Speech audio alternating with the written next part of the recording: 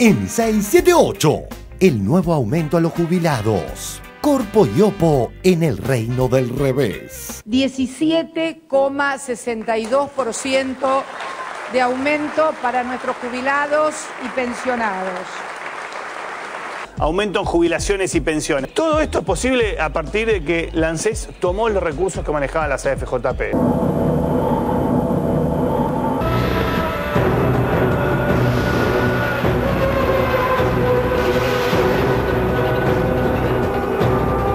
¿Qué va a pasar con las jubilaciones de los argentinos? Es confiscatoria, tira para abajo los incrementos futuros en los haberes de los jubilados, va a seguir achatando el haber de los jubilados. 17,62% de aumento. El monopolio cómplice del capitán Veto.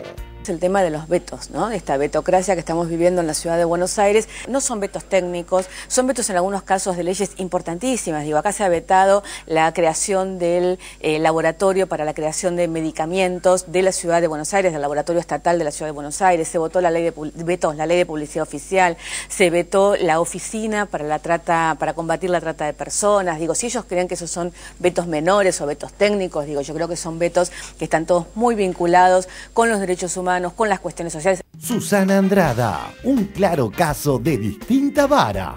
No teníamos podido escuchar nunca hablar del subte, por ejemplo, o hablar de cablevisión. Ah, ¿no me escucharon? No. ¿Por qué no buscas las grabaciones? ¿Dónde podríamos buscarlo? Buscalo en cualquier archivo y lo vas a encontrar. Y si no lo encontraron, fíjate que fue una época que yo estaba de vacaciones. O sea, es muy difícil, estando de vacaciones, que me puedan hacer una nota. Bueno, muchas gracias. De nada. Malvinas y colonialismo. Llegó el heredero de la corona. El hijo de Carlos de Inglaterra y la fallecida Lady Di ya está en Malvinas, donde comenzó a desplegar prácticas militares en helicóptero en acciones de búsqueda y rescate. El gobierno argentino consideró su presencia como una provocación que se suma al envío de un destructor a la zona a 2 meses de que se cumplan 30 años del inicio de la guerra. La agresión de 5 panelistas a Flor Peña. Las repercusiones. Florencia, ¿vos sentís que fuiste una víctima de la guerra gobierno-Clarín? ¿Cómo tomaste la experiencia de lo que hiciste en Canal 7, de Señor y Señora Camas, que no tuvo rating? ¿Para vos lo tomás como un fracaso? No, pero cuando pone partido de fútbol mide también. Todos hablan desde arriba de una camioneta 4x4 y desde esa vista maravillosa que tenés en una casa increíble. Tenían unos tonos muy terribles y además me parece que era... una forma, parecía un pelotón de fusilamiento. No entiendo por qué me atacan. ¿Cuál es el problema de que yo piense distinto a ustedes? ¿No quieren traer a camarógrafos que me sigan atacando? No le invocamos con ninguna pregunta con vos. No sabemos ya qué preguntarte. O sea, no hay una que venga bien, digamos, por hablar mal y rápido. Se fue. Me parece que hay más interés en salir a embarrar la cancha que a tratar de pensar las cosas. Y entonces, es más interesante el escándalo que ver por qué a Florencia o a quien sea le interesó hacer el programa que quiso hacer. Pep Guardiola, querible pero excesivo. En todo este debate pues entra el conflicto que a mí me incomoda, que es el tema que todos sabéis de los árbitros, porque al final le hacemos mucho daño al fútbol. Ya no, a mí si es igual, que gane el Madrid, pues que gane el Madrid la Liga. ¿Qué le vamos a hacer? Si hay 5 millones de parados, chicos. ¿Cómo para salir aquí a quejarse de que un árbitro, un penalti, me han pitado o no han pitado? No fotem, tío. Quizás excesivo, aunque 50 pases ininterrumpidos es exceso. Casi que me voy hasta el fin del mundo a buscarte. Casi que me cuelgo y no puedo volver. Casi que me pierdo tus ojitos de antes. Siempre expectantes, siempre soñar. Me gusta cantar hoy por nuestro encuentro. Prefiero entregarle al mundo lo cierto. Casi que me muero sin conocerte. Casi que me quedo sin bailar. Suerte que te vi cantando, correteando por ahí. Qué suerte, igual te vi bailando. Me di cuenta de tanto. ¡Oh! día de cautivantes noticias. 1. Nuestros funcionarios envidiados en Brasil. Diarioregistrado.com. Ojalá tuviéramos a Moreno en Brasil. La frase pertenece al titular de la poderosa Federación de Industrias de San Pablo, Fiesp, Paulo Scaff, quien reconoció la figura del secretario de Comercio tras sus reuniones en Buenos Aires. 2. Las leonas crecen a tasa china. Carla Rebecki, encargada del servicio. Con el barrio nuevo de Lía. Ya va a quedar ahí, no puede echar Luchetti, que ahora sí al arco. ¡Gol! ¡Gol!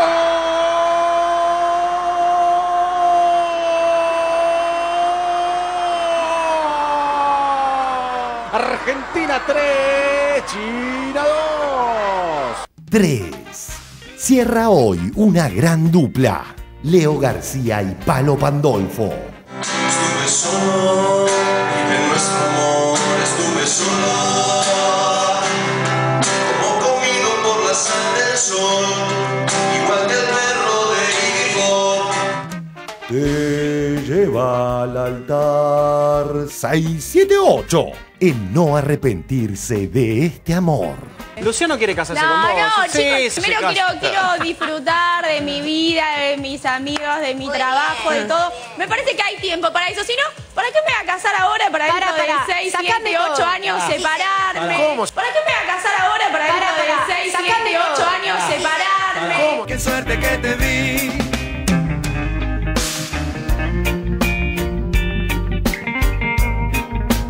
Yo tantas ganas de amarte, suerte igual te di.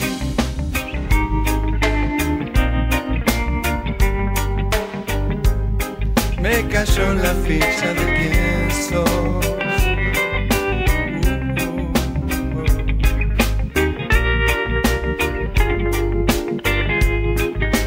Suerte es amiga de la acción.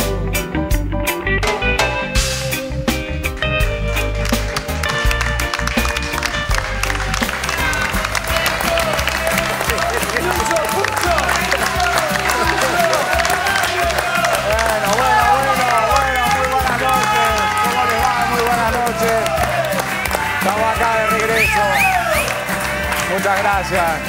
Muchas gracias, estimado. Me encuentro con muchísimos compañeros nuevos, estimados colegas. Muy buenas noches, ¿cómo están ustedes? Bien. Estoy acá ya de regreso de mis breves vacaciones. Pues. Es como que empezaron las clases y vos fuiste 2 días después, te sentás adelante de la maestra, te quedás ahí. Yo me senté último. Pero bueno, vamos a trabajar todo el año, de esta manera se trata. Hoy está con nosotros para compartir el programa, lo veíamos en la apertura, el señor Leo García. ¿Qué hace? ¿Cómo andás? Bienvenido, Leo, es música rock, de pop, de música electrónica. Y está con un problema de visibilidad ahora, evidentemente. Sí, voy a ser la gran Flavia Miller. Zafás mejor. Sí, bueno, bien. Muchas gracias por venir, Leo. No, fue un placer. También está con nosotros para compartir el programa el señor Jorge Quito Aragón. Hola, Quito, ¿cómo andás? Bienvenido. Quito, secretario general de la Corriente Nacional Martín Fierro. Milita desde los 16 años en la zona que se conoce como el Bajo Flores. Bienvenido, Quito. Buenas noches. También está con nosotros para compartir el programa el señor Juan Cabandí. Hola, Juan, ¿cómo te va? Bienvenido, Juan, legislador porteño, que es el bloque de Frente para la Victoria. Vamos a arrancar con el primer tema del día de hoy. Tiene que ver con el anuncio de la presidenta Cristina Fernández de Kirchner del día de ayer con el aumento a los jubilados. Vemos las repercusiones. Adelante. El nuevo aumento a los jubilados. El anuncio presidencial de ayer expone a la perfección el contraste entre el país virtual que pintaban Oppo y Corpo y el país real.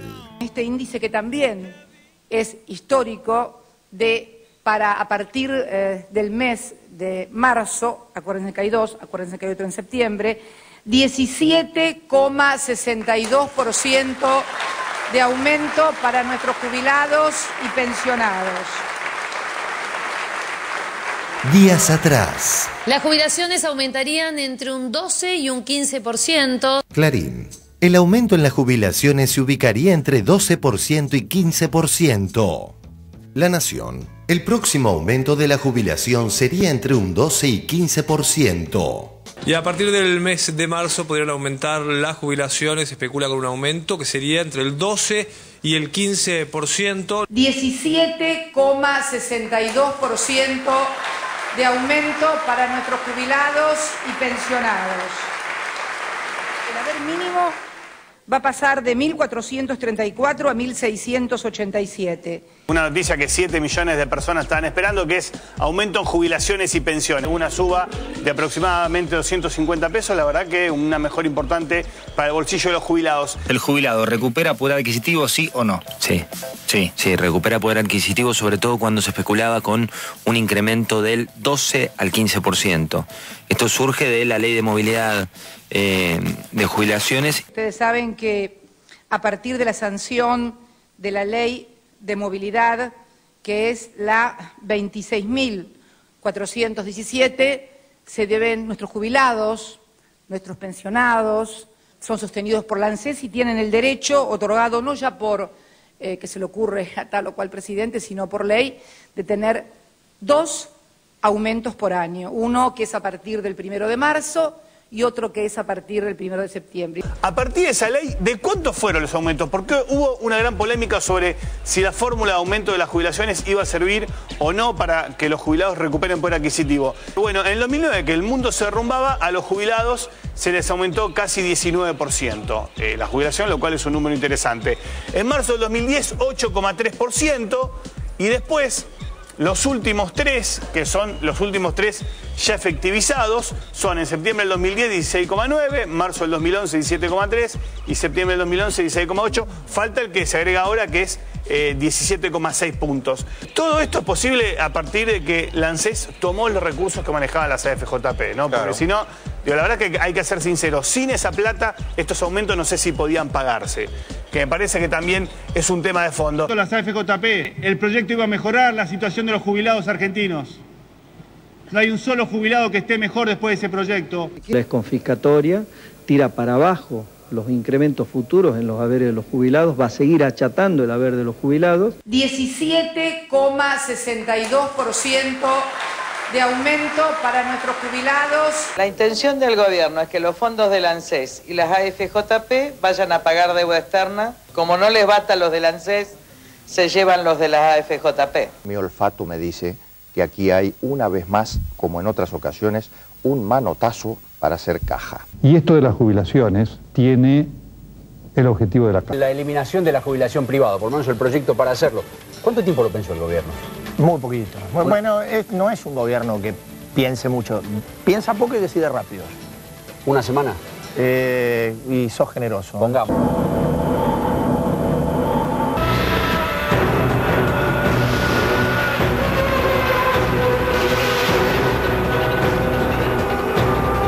¿Qué va a pasar con las jubilaciones de los argentinos? Los últimos 3, que son los últimos 3 ya efectivizados, son en septiembre del 2010 16,9, marzo del 2011 17,3 y septiembre del 2011 16,8. Falta el que se agrega ahora, que es 17,6 puntos. ¿Qué va a pasar con las jubilaciones de los argentinos? Los indicadores económicos hoy dieron miedo. Las AFJP tienen fecha de vencimiento. Mientras tanto, un gran signo de interrogación. Los fríos números de una economía argentina muy golpeada por el anuncio de la reestatización de las jubilaciones. ¿Qué va a pasar con el ahorro de los argentinos? Se lo respondemos esta noche en Telenoche. Todo esto es posible a partir de que la ANSES tomó los recursos que manejaban las AFJP, ¿no? Veamos a Van der Kooi y Bonelli y esta ridícula paradoja. La presidenta lo toma como un anuncio propio, pero es una ley que votó el Congreso. Ahora, hoy la presidenta, digamos, además de anunciar el aumento de jubilados, digamos, que está por ley, ¿no? Vaya contradicción. Antes estaba mal la ley que permite estos aumentos, pero ahora, para no elogiar al gobierno, bien vale elogiar al Congreso, evitando mencionar quién impulsó dicha revolucionaria norma. En sintonía gruesa, tras el papelón que constituyeron sus recientes editoriales sobre la salud de Cristina, el doctor Castro no dijo ni una coma del aumento y solo pataleó contra el estilo de la presidenta. Porque, digamos, la presidenta ha adoptado una metodología, y está claro, algunas fuentes cercanas dicen que habría tomado esta clase de adaptación. Yo no creo que las necesite la presidenta. El lenguaje es tipo, Susana Jiménez más aló presidente. Es lo que le está, la mezcla de lo que se está viendo, ¿sí? Este es el formato que la presidenta está adoptando. con las cadenas nacionales largas que toman. No llega a hablar 9 horas como Chávez, pero en fin, no sabemos qué podrá pasar en el futuro. Para cerrar, Néstor. Muchas noches yo pensé, ¿cómo hago para poder recuperar los fondos de los jubilados? Entonces había algunos compañeros que eran más tiempistas o estaban más dentro del sistema, qué sé yo, bueno, no importa. Pero que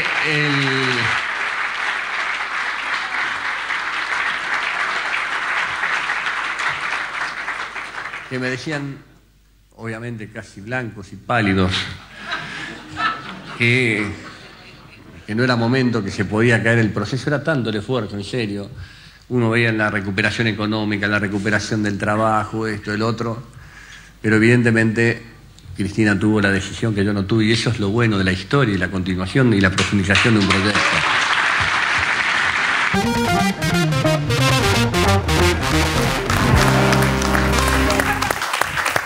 Bueno, muy bien. A ver, Quito, ¿qué te pareció? ¿Por qué en principio te parece que informan, o los adelantos que hubo respecto a esta información fueron mal dados, digamos? Se especulaba con un 12 o un 15% cuando en realidad... Porque no se van a hacer cuentas. ¿Cómo? No se van a hacer cuentas, eso digamos, lo primero que saben... Yo hace mucho tiempo, yo soy un militante, como vos mencionabas, de los 16 años, tengo 47 años. Hace que 31 años hace que milito. Durante mucho tiempo, durante los 80 nosotros decíamos, cuando veíamos mal, digamos, un militante, decía, vos estás haciendo política con Clarín. O sea, porque te informabas a partir de lo que te mencionaba este medio. Durante los 90, lo peor es que decíamos, lo dice el diario, inclusive los militantes, ¿eh? O sea, hubo todo un proceso de cambio. Lo que me parece, primero, digo, Bonelli es muy malo como economista o es muy mentiroso. O sea, es un tipo que yo, que no entiendo nada de economía, nada. Le juro que soy una bestia cuadrada, leí algún libro alguna vez, pero no entiendo economía. Y le descubro agujeros a las animaladas que dice. Si uno lee un poquito de economía, se da cuenta que o es muy mentiroso, o es muy tendencioso, o busca defender un interés que es ajeno al nuestro. Primera situación. Me reía... Yo creo que el problema no es de Bonelli o de esto, sino hay una sumatoria de personajes que yo antes de anoche lo veía a Nelson Castro y era todo potencial. No había un dato, porque uno puede guardar la fuente, ¿no? Digo, uno entiende que puede guardar la fuente, lo tiene que cuidar, pero siempre tiene que guardar la fuente. No hay uno cercanos al gobierno, cercanos a Moyano. ¿Vos, Caíto, sos cercano a Moyano? A ver, vino. Ah. ¿Y a mí no? También. Tienen todos los quilombos. Pero se entiende, digo, tienden a fabricar desde una impronta que realmente se ganaron durante los 90, que tiene que ver con la pérdida de los políticos del lugar de defensa de los intereses de sus electores. O sea, ya ni siquiera les pido a los políticos en aquel momento que fueran expresión genuina del pueblo, sino simplemente de aquellos que cada 2 años le ponen el voto. Entonces, a partir de ese momento, esta gente que hizo, empezó a ocupar ese lugar. El problema es que cuando empezó a ocupar ese lugar, empezó a incrementar sus negocios. Cuando empezó a incrementar sus negocios, puede estar diciendo este muchacho Nelson Castro, que no es ningún muchacho inocente, que tiene intereses terribles, animalada. Yo digo, yo cada vez que veo TN o algunos medios, ¿no?, se trabajan con el terror. Terror, digamos, vos ves una película de terror, que son malas por lo general, no me gusta el género, disculpen, pero es igual, músicas tétricas, imágenes movidas. Entonces yo estaba mirando, cuando él decía que Susana Jiménez, la presidenta estaba imitando a Susana Jiménez, por lo menos Susana Jiménez se dedicó, digamos, a hacer cosas más entretenidas. Él creo que, para hacer un paralelo con lo que planteo, se parece más a Narciso Ibáñez Menta con su segmento de terror, hasta berreta en algunos puntos. Pero el pulpo negro, sería la mejor expresión para poder expresar a este muchacho. Lo cierto es que me parece que nosotros, en algún punto, más allá de volver a hablar sobre lo que ellos dicen, nosotros tenemos que empezar a fundamentar de lo que nosotros creemos. Digo, una de las cosas, voy a sacar ninguno de los que presentaron el informe, cuando los compañeros que en aquel momento eran los 2 ministros, Amado Boudou y Carlos Tomás, van a hacer la presentación, el compañero, quien fuera compañero en algún momento, Claudio Lozano, un economista que sabe mucho de economía, que es un tipo que defendió durante mucho tiempo los intereses de los trabajadores, decía que esta ley, con suerte, le iba a dar el 4% de aumento a los jubilados. En la práctica se verifica que no es así. Y no escucho voces que digan, no, en realidad, me equivoqué. La verdad que esta ley no fue mala, esta ley, digamos, en el primer aumento del año se llevan el 17% de aumento. Si tenemos la misma, estamos hablando del 30 y pico en un año. Con lo cual, tenemos que entender de que una ley como esta se defendió, se peleó, se empujó desde el gobierno, se rescataron los recursos, el capital acumulado de los trabajadores que nos lo habían robado durante los 90. Porque esa plata era de todos los trabajadores que aportamos todos los meses y se nos descuenta. Entonces, en algún momento nos robaron y ninguno de esos medios de comunicación, ninguno de esos periodistas dijo nada cuando nos lo robaron. Bueno, ahora, cuando nosotros lo recuperamos... Quito, sí. Pero con todo de repente participaban, o sea, el Grupo Clarín participaba era dueño de una FJP, ¿no? Está clarísimo que era eso. Pero lo que digo es, lo cierto es que en algún momento también tenemos que decir nosotros qué es lo importante. No importa, Clarín es lo que es. Ya sabemos, ya lo escribimos, lo denunciamos, ya sabemos lo que es. Digamos, esto es una ventaja. Yo ayer y anteayer, de inocente en alguna parte de mi cabeza, me metí a opinar en sus páginas. No hubo una respuesta con una idea. Toda en la misma lógica de potenciales. Son unos jodidos, pretenden la monarquía, pero ninguno contestando a nada de lo que se planteaba, que en algunos casos era absoluta mentira, y sobre potenciales que decían los periodistas que trabajan en ese medio, que se benefician con estas políticas de acumulación de riqueza de un grupo económico. A ver, Leo, ¿qué te parece esta situación, digamos, de mala lectura de parte de algunos medios de comunicación? A mí, más allá de las adversidades que siempre están, quiero destacar principalmente que gracias a Néstor 3 millones y medio más o menos, ¿no?, de jubilados pudieron tener una jubilación sin antes haberla tenido, y entre esas personas está mi vieja, ¿me entendés? Que ahora no está viva, pero en su momento ya estuvo muy feliz de poder contar con eso, de saber que le correspondía por todo lo que había trabajado, y destaco eso, es algo que está dentro mío. Es un amor que es mi vieja y es gracias a Néstor. Entonces, ante eso no hay adversidad que me pueda cambiar de idea ni nada, y creo que bueno, que es así como hacia donde vamos, ¿no? Lo que Néstor nos fue dejando, y bueno, lo destaco, y me parece que ese es el gran alivio que cualquiera puede tener ante la adversidad, me parece. A ver, Juan. A ver, viste que le preguntaste a Quito por qué pensabas que Clarín en sus placas ponía que posiblemente en potencial, como decía Quito, sea el 12 o el 15% del aumento de jubilaciones. Yo creo que ellos subestimaron el rumbo económico, subestimaron en definitiva al pueblo argentino, porque seguramente ellos pusieron de más de lo que pensaban para cuando la presidenta anuncie esté por debajo de ese 12 o 15% que ellos estaban pronosticando. Lo cierto es que fue un 17,62%. El año pasado llegamos al 37,06%. La inflación para la oposición, las encuestadoras privadas, estas 7 provincias que tienen índices de medición de precios de la canasta básica o IPCs provinciales, consensuaron que la inflación fue del 22% y la jubilación fue del 37,06%. O sea que hubo un 15% de recuperación del poder adquisitivo de los jubilados y pensionados. Y nosotros, cuando Néstor asumió, había 3,5 millones de jubilados. Hoy hay 6.800.000 jubilados. Y mientras los países centrales de economías consolidadas aumentan la edad jubilatoria, nosotros estamos incrementándole cada año más a los jubilados, poniendo a Argentina en el mejor país de Latinoamérica. La mejor jubilación, la mejor mínima es la Argentina, $389, muy por arriba de los otros países. A ver, Sandra. Bueno, ese es un buen dato, la suba de la edad jubilatoria en muchos países europeos es un dato real del ajuste, de lo que se llama realmente un ajuste, y es un buen tema para darnos cuenta de que no estamos en la Argentina protagonizando ni viviendo un ajuste, sino algo que es de una naturaleza que hay que entender, que hay que profundizar, ¿no? Pero yo pensaba viendo este informe, me acordaba, por ejemplo, del censo, lo asociaba con lo que está pasando con la tarjeta SUBE, y pensaba que muchas veces nosotros hablamos aquí de la necesidad del acceso, de generar un acceso a la información que vaya por afuera de los medios hegemónicos, y siempre nos estamos refiriendo en general a información política, pero en periodismo todos sabemos que hay un rubro que es el servicio. la nota de servicio. Y frente a algunos de estos temas, por ejemplo, la tarjeta, dónde están los puestos, cómo sacarla, cómo es el trámite en Internet, cómo fue lo de la asignación universal, cómo fue lo del censo, nos encontramos con que los medios bloquean el acceso a la información y no están dando ni siquiera, no solo mienten en otras cosas, sino que tampoco están dando el servicio mínimo, esencial, que merece el lector o el oyente o el espectador de cualquier medio privado, público, lo que sea, ¿no?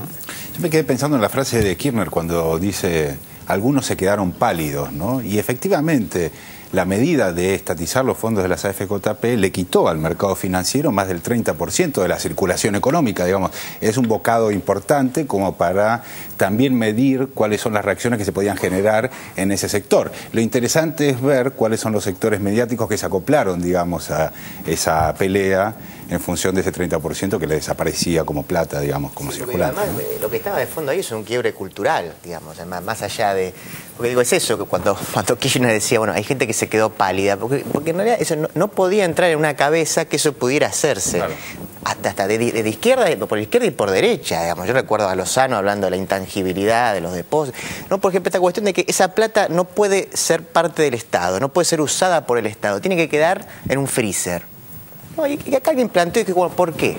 ¿Por qué no agarramos esa plata y por qué la utilizamos para el mercado interno o para aumentar las jubilaciones por ley? ¿No? Esas pequeñas cuestiones que cuando después se implementan uno dice, bueno, pero esto finalmente, esto funciona bien. Sí. Y a su vez también la idea de que el Estado también puede ser eficiente, ¿no? Porque esa también había sido una naturalización que nos habían inculcado, ¿no? Esto que obviamente, entonces, si uno quiere tener una buena jubilación lo tiene que hacer de manera privada, el Estado siempre va a ser bobo, siempre va a ser ineficiente, siempre va a ser corrupto, y acá tenemos un ejemplo de que no.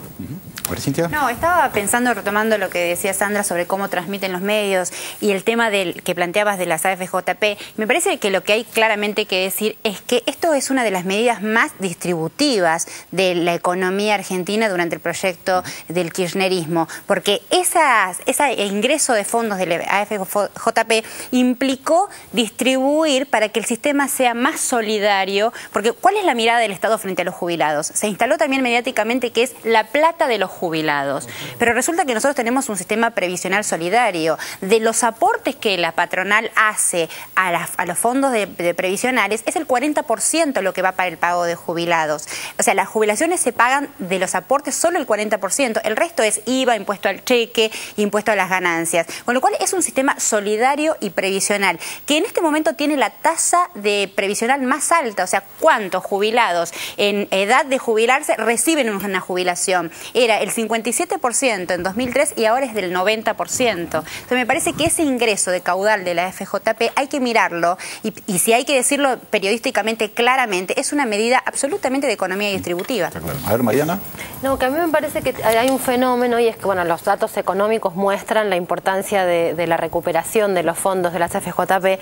Me parece que hay una línea que hay que seguir trabajando que tiene que ver con esto, digamos que es una gran ruptura cultural e ideológica la recuperación de esos fondos, porque Dante decía recién, ¿y por qué no se podían tener en el Estado? Cuando en realidad, o sea, se naturalizó algo en 10 años que durante 50 no había sido así. No. Y sin embargo naturalizamos en la Argentina que eran privados. Yo recuerdo perfectamente los años 92 cuando se discutía el tema de las FJP y se debatía la ley en el Congreso. A mí me tocó cubrir eso y los almuerzos para periodistas que siempre se hacen, las FJP regalaban en año 92, estoy diciendo, no, notebooks.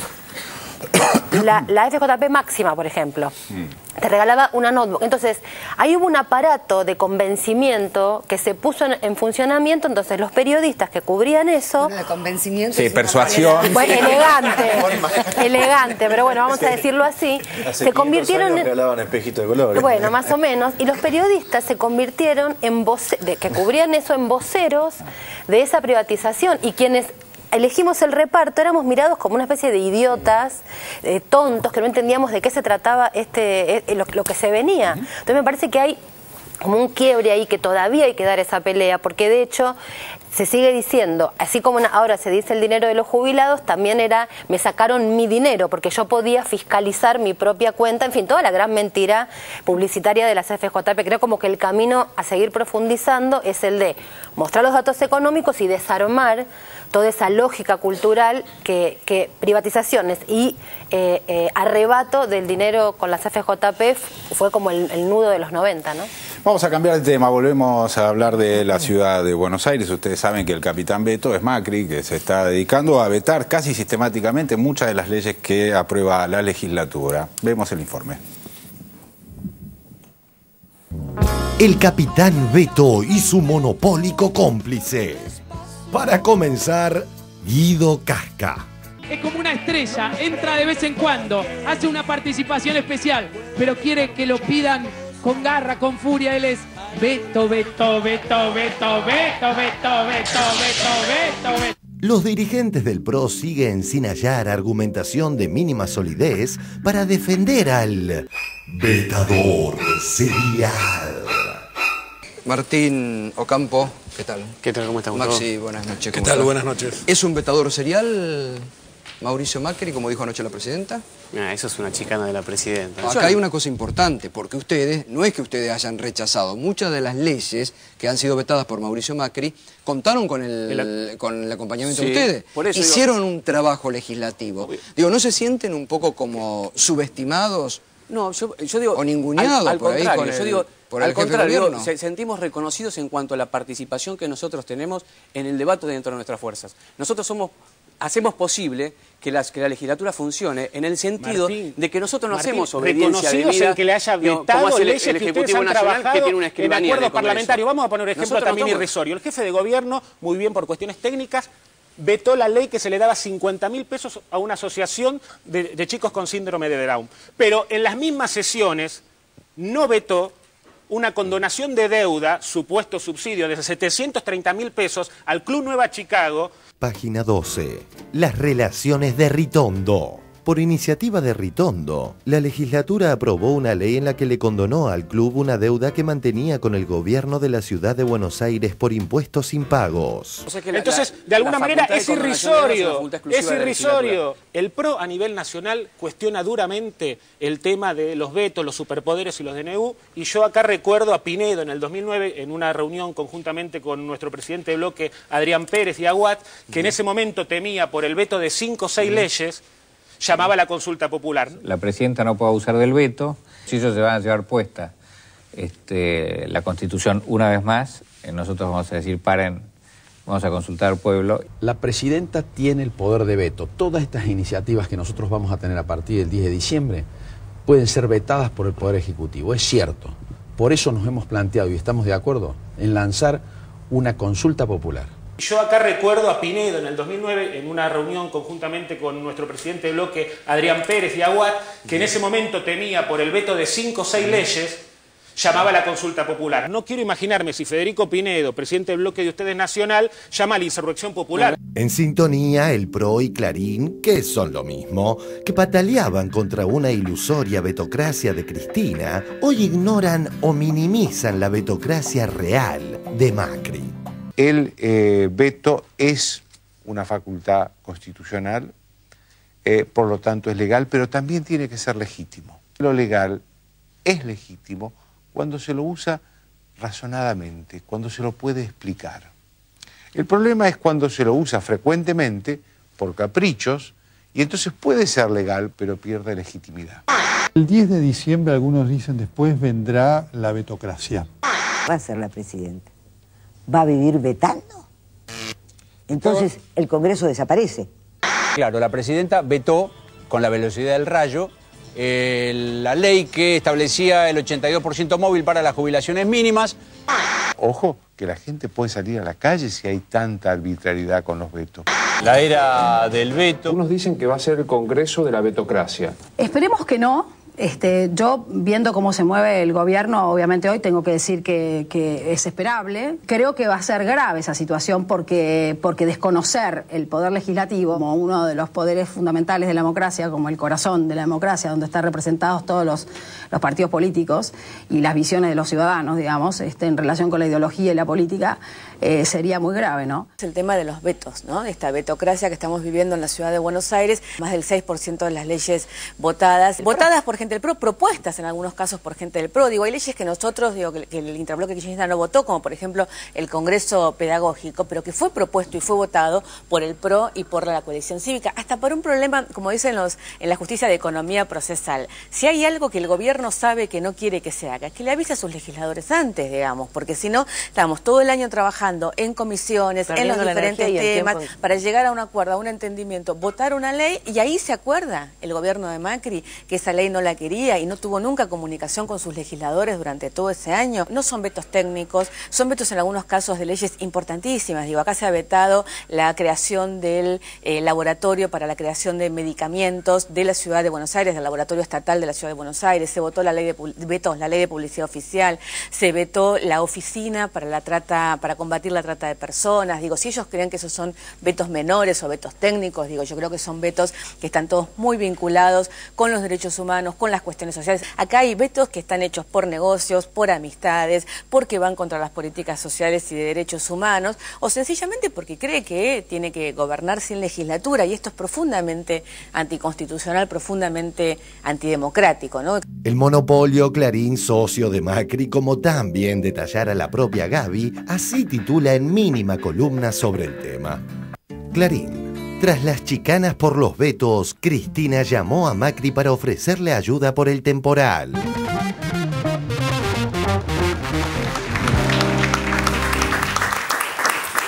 Bueno, a ver, Cabandier, vos que sos legislador, ¿cuántos vetos ya tuvo el veto Macri? 106. 106. De más de un tercio desde que la ciudad es autónoma, del año 1996 a la fecha, Macri tiene más de un tercio de los vetos de todo ese periodo. O sea, de 280 vetos del año 96 a la fecha, Macri tiene 106. La verdad que es escandaloso. Nadie niega que es una facultad constitucional, pero el abuso de lo mismo significa una tomada de pelo a los legisladores de la oposición, a los legisladores propios. Yo creo que lo único que aspiraría, en este caso Macri, hablo en potencial como los medios, sería vetar la legislatura, porque la verdad, como bien decían antes, es cierto, hay una falta de comunicación entre los legisladores pro-oficialistas con el Ejecutivo. Es decir, ahora hay que pasar varias instancias más. Ya entre los miembros del bloque del Frente de la Victoria hemos decidido que tenemos que tener más precisión en los proyectos de ley que vamos a discutir, porque tenemos que pasar la instancia de la comisión, ¿no? No se discuten en distintas comisiones los proyectos de ley. Después, y el recinto. Y después el tercer paso, que es casi serial, como bien se ha dicho, que es la negación de Macri a que se viabilicen ciertas leyes. Juan, y para que la gente tenga claro cuál es la composición que tiene hoy la legislatura respecto de oficialismo, oposición y otras fuerzas. Bueno, actualmente, a partir del 10 de diciembre, el PRO tiene 26 legisladores, tiene 2, 3 aliados, algunos van a ser aliados ocultos, es decir, como se conoce en ese ámbito legislativo, el barrio chino, es decir, un intermedio, y después somos opositores, ¿no? ¿Qué quiere decir un aliado oculto? Y aliado oculto es que van a negociar ciertas leyes. Uno no puede hacer una denuncia porque no tiene pruebas, pero digo, seguramente, no sé si hay un espejito color o alguna computadora, pero digo, algo, o quizás es ideológico. Entonces van a apoyar las leyes de Macri, que son todas contrarias a los intereses populares. Me parece que esto es lo esencial para destacar, porque acá tenemos leyes que van en contra incluso de los mismos ciudadanos, de la seguridad de los ciudadanos, porque hemos discutido una ley donde propusimos que haya regularizar la actividad de los cuidacoches, que por más que la queramos negar, existe, ¿no? La verdad que en Uruguay ha sido uno de los países ejemplo, se ha regularizado la actividad de los cuidacoches y fue exitosa. Decenas de cuidacoches que incluso pueden ordenar el tema del estacionamiento, que a veces es descontrolado, cuidan de los autos de los vecinos, etcétera, y además el pago es voluntario, porque así estaba establecido en la ley. y Macri aduciendo que, o Vidal, que es la vicejefa, aduciendo que el espacio público es de todos, dijo no podemos regularizar esta actividad porque el espacio público es de todos. Ahora, yo me preguntaría por qué incumple en el gobierno de la ciudad, algo que voy a insistir en esto, por qué incumple con no exigirle al Grupo Clarín y a Cablevisión el tendido aéreo, esos cables espantosos que están en toda la ciudad, que están incumpliendo una ley donde tendrían que ir de forma soterrada, hacia por abajo del asfalto, y sin embargo el espacio público en este caso sí le pertenece al Grupo Clarín y La Nación. Yo quiero hacer un copyright, digamos, hace 2 años, creativos compañeros de la Cámpora que son muy idóneos y escriben en Niapalos y diseñaron esto que se llama el Capitán Beto. Lo digo porque hace 2 años que venimos insistiendo con el Capitán Beto. Y acá la vemos a Michetti, acá vemos a Larreta, como en el Guasón, no sé, un par de personajes más, y obviamente Macri. Pero lo cierto es que nosotros vamos a, obviamente, a insistir porque nos parece que es democrático de cara a la gente discutir estas cosas, evitar que sigan sucediendo porque, digamos, es una falta de respeto a la ciudadanía. Hay vetos que son realmente espantosos. Se ha vetado incluso una ley de mi autoría que es el semáforo para ciegos, la colocación de semáforo para ciegos. Hay 3.660 semáforos en la ciudad, solamente el 1% tienen sistema sonoro para los ciegos, y lo vetó aduciendo que había alguna complejidad de índole técnico, y la verdad que había razones presupuestarias, nada más. Razones presupuestarias que lo llevan a no querer progresivamente, como establecía la ley, en 10 años poner semáforos para ciegos. Y finalmente, para, digamos, lavar culpas, sacó de forma, desde el Ejecutivo, implementó un plan, anunció, entre comillas, no sé si lo va a implementar, anunció que iba a poner no sé cuántos, 300 semáforos para ciegos. Otra cosa que vetó fue un subsidio vitalicio para músicos, acá está Leo, músicos de más de 65 años con una trayectoria comprobada, que solamente establecimos en la ley, la diputada Pereira, mandato cumplido, que sean 20 al año. Y la afectación presupuestaria, dijimos que no podía ser más, está en la ley, del 0,014% del presupuesto.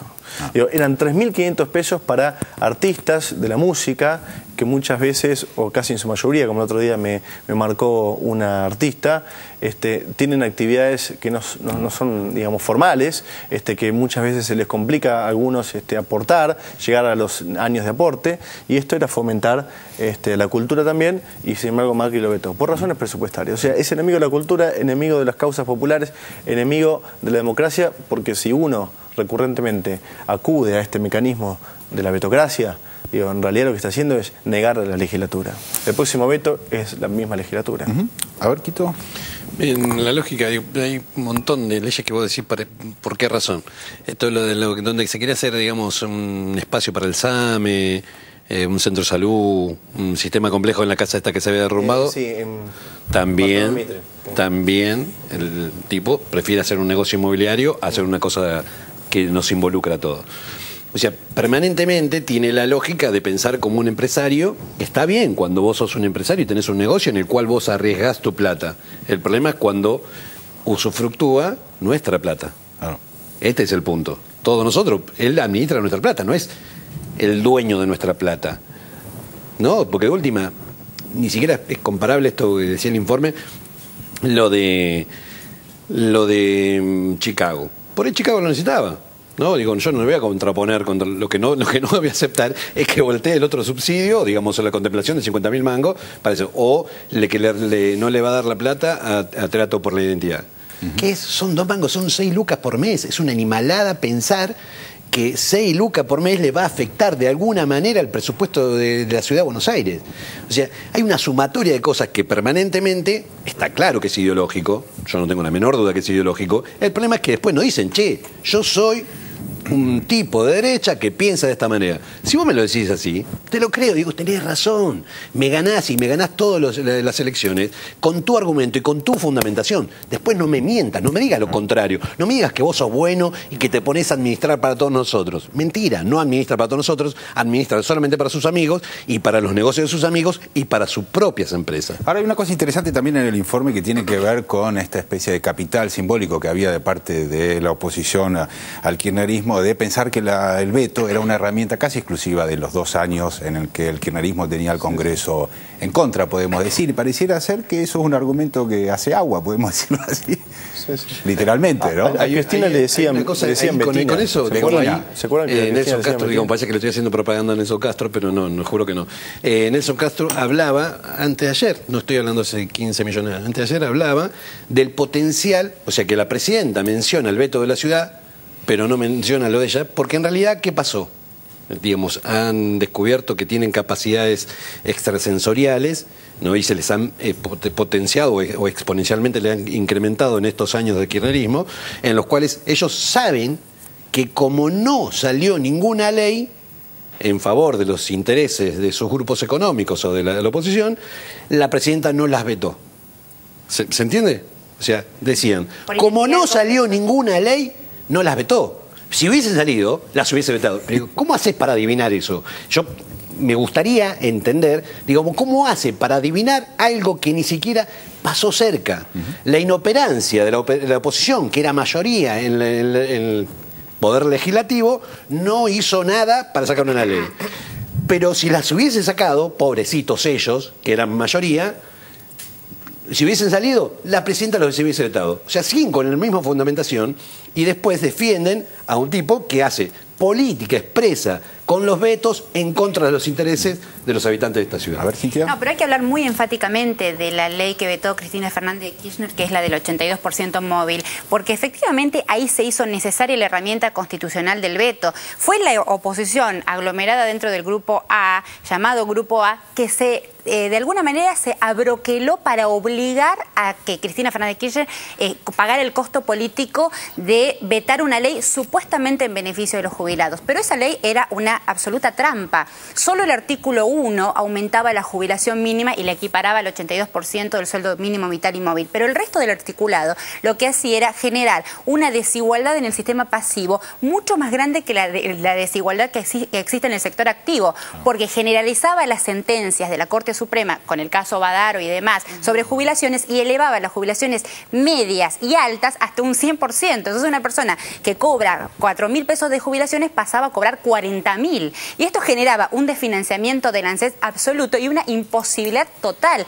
Y además, algo peor, el fondo de activos del ANSES obligaba a venderlos a bajo precio, a liquidar los activos del ANSES para poder hacer cumplir esas obligaciones generalizadas de la sentencia de la Corte, desfinanciando el sistema y permitiendo, tal vez, usemos de nuevo el potencial, que el Grupo Clarín comprara las acciones que había perdido. Era un delirio absoluto, una obligación de veto. La tenía antes, o sea que no es que es un potencial en abstracto, es un potencial teniendo un dato cierto. Una probabilidad, una real probabilidad. Ahora, Leo, no envejezcas en la ciudad de Buenos Aires, digamos. No vas a tener subsidio. Igual puso toda la guita en una FJP, así que todo tranquilo. ¿Qué te parece? ¿Te sorprende estas cosas de Macri o te parece que forman parte de un combo estético y político? Yo lo vivo todo como ciudadano, ¿no? Y se ven todos los errores que pueden haber hoy día en Argentina tienen que ver con Macri. O sea, no lo vivo con odio, ¿no? Pues soy artista. Entonces, pero aparte soy amigo de su hermana, de Florencia. Pero o sea, es increíble. O sea, es increíble la serie de errores que hay y todo lo que las malas determinaciones que hay y que a veces también se le acredita todo a la presidencia y todo, y ahora cada vez se está esclareciendo más eso. Eso es lo que veo. Inclusive en los discursos de la presidenta se ve como una suerte de reality de la situación en donde cada uno de los ciudadanos nos vamos dando cuenta cómo son las cosas, ¿no? Y bueno, será cuestión de dejar que pase. Vamos a cambiar de tema, pasamos a hablar de Pablo Sirven. ¿Quién estuvo? ¿Vos estuviste hablando de Pablo Sirven? Publicamos un documento de Pablo Sirven, una nota escrita por Pablo Sirven. Me enteré, claro, un documento, una nota escrita por el señor Pablo Sirven en el diario Convicciones de Macera durante la Guerra de Malvinas. Pablo Sirven quiso justamente oscurecer, pero aclaró. No, sí, así está bien. Complicidad con los genocidas. Pablo Sirven quiso oscurecer y aclaró. En efecto, pretendiendo embarrar la cancha, Sirven defendió haber formado parte, desde el diario Convicciones del genocida Macera, de la maquinaria propagandística triunfalista de 1982. Así se expresó vía Twitter y no a través del diario colaboracionista de la dictadura La Nación, sitio en donde comparó a 678 con José Gómez Fuentes. Twitter de Pablo Sirven. Tenía 20 y pico, estábamos en guerra. Políticos y Ubaldini viajaban con Videla a Malvinas. La Plaza de Mayo llena. Costa Méndez abrazado con Fidel. Confusión. Mismo canal, misma hora, misma impronta propagandística. 678 es el hijo cómico de 60 minutos. Revisemos la historia. Desde hace tiempo, Sirven repite esta argumentación. La Nación por Pablo Sirven. Como 60 minutos, pero risueño. Con similar impronta, 678 se transmite en el mismo canal y hora que el noticiero procesista. José Gómez Fuentes, el áspero conductor de aquel vistoso y controvertido magazine informativo, se aplicaba casi con tanto ahínco a defender la disparatada aventura bélica de Galtieri en las Malvinas, como hoy Barone pone el pecho a las balas anti-K. José Gómez Fuentes es el emblema del periodismo al que colaboró con la estrategia de engaño a la población de la dictadura durante la Guerra de Malvinas. Le hemos propuesto a usted el primer parte de guerra. Habrá más, seguramente, todos los necesarios hasta que la guerra termine como va a terminar, triunfante. Y señores, esta carta legítimamente la firma el presidente Galtieri, pero en verdad la pensamos 28 millones de argentinos con el presidente Galtieri. Que los prepotentes del mundo vayan descubriendo qué cosa es la Argentina. Señor, nosotros los argentinos merecemos esta victoria. Gracias, señor. No, le agradezco a usted. Quede tranquilo el pueblo argentino. La victoria será nuestra. Y el archivo demuestra que, paradojalmente, es Pablo Sirven quien durante la aventura bélica que costó cientos de vidas, tuvo idéntico comportamiento que Gómez Fuentes. Convicción por Pablo Sirven, Revista de Macera, miércoles 26 de mayo de 1982. En diversas formas, los medios de comunicación de nuestro país están a la altura de los acontecimientos. Sobria y veraz, la Argentina gana la guerra de informaciones. La radio y la televisión han sido repetidamente utilizadas a lo largo del siglo XX en la conformación de estrategias informativas y propagandísticas de emergencia al servicio de causas defendidas por las armas en distintos países. José Gómez Fuentes no se despegó ni en radio ni en televisión del general Ramón Camps. Los canales irradiaron una creciente campaña propagandística de concientización en torno de nuestros derechos en el Atlántico Sur, que comenzó a hablar del TIAR cuando Alexander Haig aún no se había ido de Buenos Aires y que muestra en estos días sofisticado armamento militar bajo el tema de argentinos a vencer. Hasta que la guerra termine como va a terminar, triunfan. Sobria y veraz, la Argentina gana la guerra de informaciones. Frente a la acción psicológica desarrollada por el Reino Unido, cuya veteranía en estas lides es bien conocida, el gobierno militar, sin experiencia práctica en el tema, tuvo que salir a los ponchazos a ganar la batalla informativa. Los resultados se asemejan a los de las armas. Con recursos menores evidentes, nuestro país está demostrando que también se sabe imponer en el difícil campo de los más media. Y señores, esta carta legítimamente la firma el presidente Galtieri, pero en verdad la pensamos 28 millones de argentinos con el presidente Galtieri. Los medios trabajan con relativa comodidad y generan un gran caudal informativo, al cual se le presta cada vez mayor atención en el exterior, así como también a los comunicados oficiales, tan lejos del panfletismo y sumamente mesurados cuando se refieren a los triunfos de nuestras armas. ¿Qué extraño mecanismo de su psiquis llevará a Sirven a atribuir a 678 el deplorable comportamiento en el que él incurrió?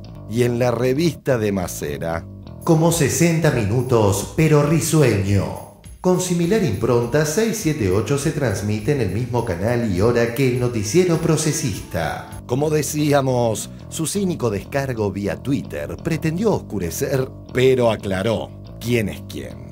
Twitter de Pablo Sirven. Tenía 20 y pico, estábamos en guerra. Políticos y Ubaldini viajaban con Videla a Malvinas. La Plaza de Mayo llena. Costa Méndez abrazado con Fidel. confusión. Mismo canal, misma hora, misma impronta propagandística. 678 es el hijo cómico de 60 minutos.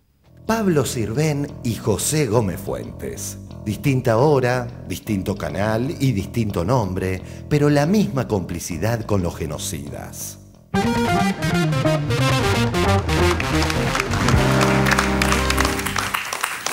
Bueno, muy bien, habló Archivo, ¿no? En este caso. A ver. Como las películas, ¿viste? Cuando aparece la chica y le encuentra una foto de hace muchos años desnuda y dice, bueno, era joven, necesitaba el dinero. No, era como esos casos.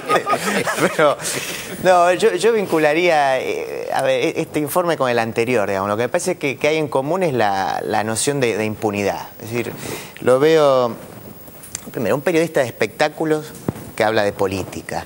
En el informe que vamos a ver próximamente, creo que está Toti Pazman, le pregunta a Florencia Peña sobre la reelección de Cristina. Toti Pazman es el periodista deportivo, ¿no? El periodista deportivo, Toti Pazman, ese. Ah. Que sí.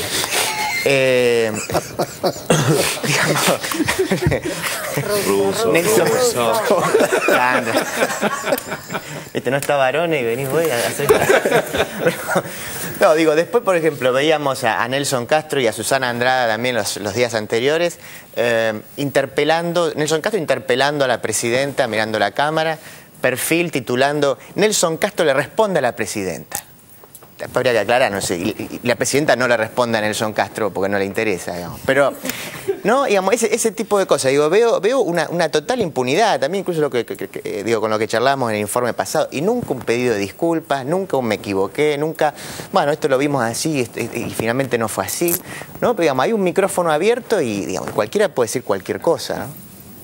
A ver, Quito.